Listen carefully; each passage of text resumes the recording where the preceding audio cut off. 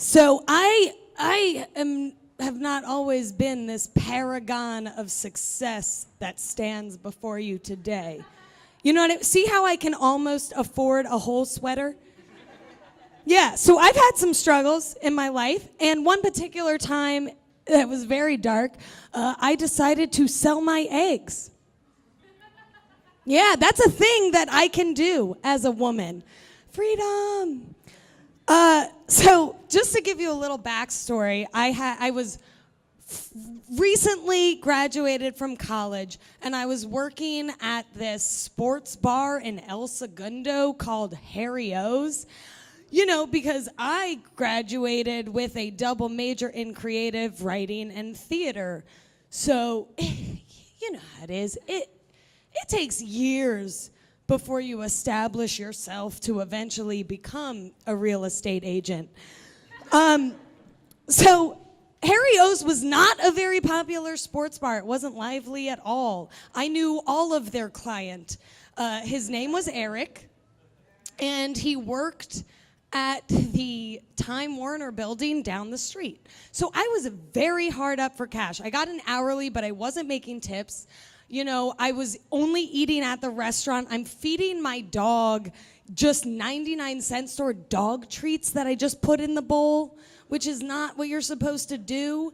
I can't make rent. I'm not drinking nearly enough alcohol. It was a rough time. It was a really rough time. And at this time, I'm also regularly going back to USC to perform with my old improv troupe, even though I had graduated, which is like the most pathetic Van Wilder thing to do. No one told me to stop, so I just kept doing it. And so while I was there, I was picking up some copies of the school newspaper, the Daily Trojan, I'm assuming for toilet paper, and I'm going through it, and there's this huge ad that says in big bold letters, "Are you Jewish?" And I was like, who wants to know? And then it said, make $10,000 to $30,000 a month by donating your eggs. And I was like, Hava, Nagila, Hava, Nagila, Hava, I'm gonna pay all my rent. So, I did not think about this at all. I immediately went home.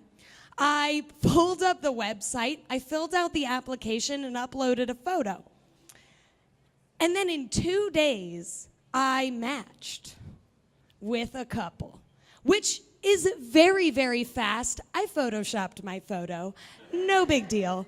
And so I matched, and they tell me, I get a call that I have to come in and see a psychiatrist for a psychiatric evaluation, which is like it's the weirdest thing ever because it's about 20 minutes long, and all that is happening this whole time is that the woman is asking me why I'm doing this in like 15 different ways because I'm not supposed to be doing it for money. But we had this weird understanding between us that was like, I know that you know that we know that I'm absolutely doing this for money because that's the relationship we formed. But I said, no, I want to help people.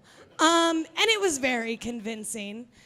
And then before I leave, she goes, she's telling me all the risks and side effects associated with donating your eggs. And she's rattling them off really fast like an auctioneer. So I only catch like every other one, you know, and it's like bruises, soreness, breast enlargement, menopause, blah, blah, blah.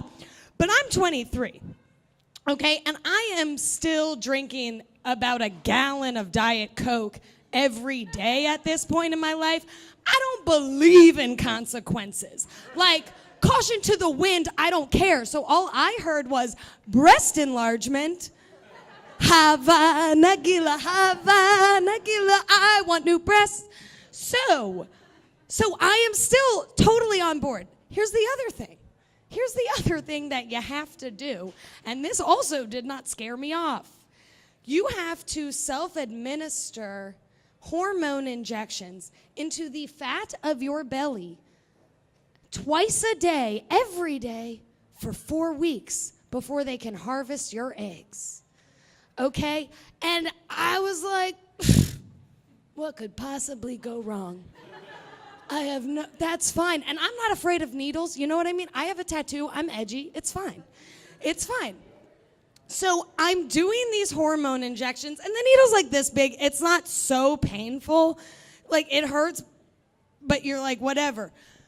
But then 2 weeks go by, and I've been doing this, and I am in the worst pain of my life. Like, my whole body aches. I can feel my ovaries throbbing in my abdomen, like they're about to explode. My breasts are none the larger, okay? And I'm having hot flashes. So I'm a 23-year-old woman going through menopause. And the hot flashes I was feeling was not like what you think when you hear hot flashes, which is like, oh, I touched the stove. No. It was like my entire body was on fire. Okay? And I don't want to like scare. I know there's a lot of women in the audience.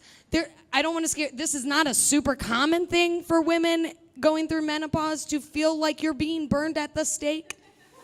But it was a really fun way to learn that I was a Salem witch in my past life.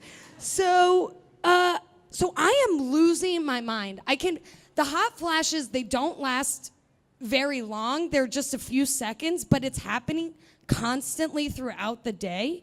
And it just knocks me on my ass. There's nothing, like, it is the craziest feeling. And so finally, I'm like, I can't do this I can't deal with it. I am just gonna stop doing the injections. I'm gonna go and tell him, like, sorry, I don't want the money. Like, I'll find another way to sell my body.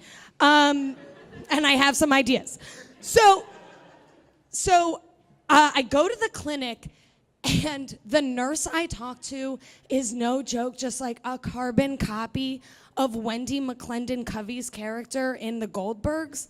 Like the most Jewish mom you've ever met in your life. And she has me instantly. She lays on the guilt thicker than Melania Trump's accent. Like she's just like, oh, that's fine. You can give up. You can quit. Like, what? People do it all the time. I'm just saying, if it was me, I wouldn't quit because I know how much these parents like want a kid. And like, I would be honored if like they wanted my egg to fulfill their dreams and make them a reality. But that's me. That's not you. That's fine. You're weak. I'm strong. It's fine. It's fine.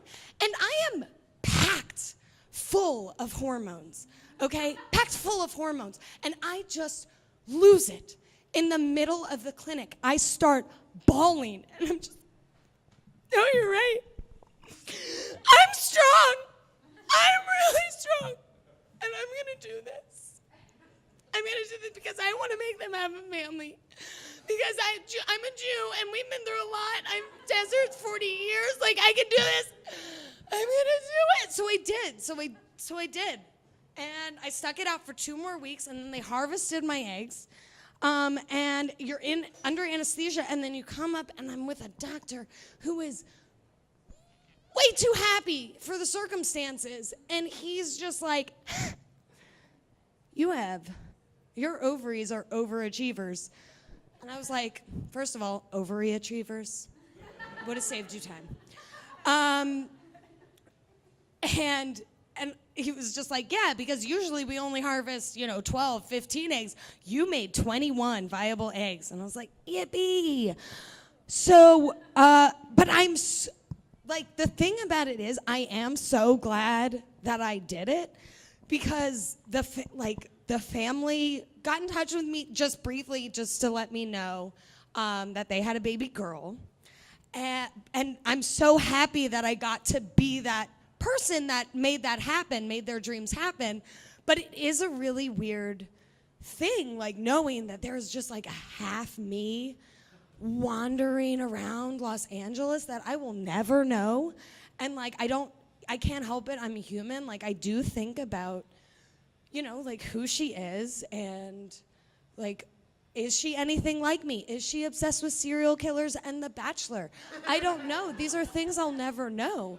I don't even know her name, which is really crazy. And like, this is gonna sound so sappy, but you know, to me, she'll always be Rent. And thank you.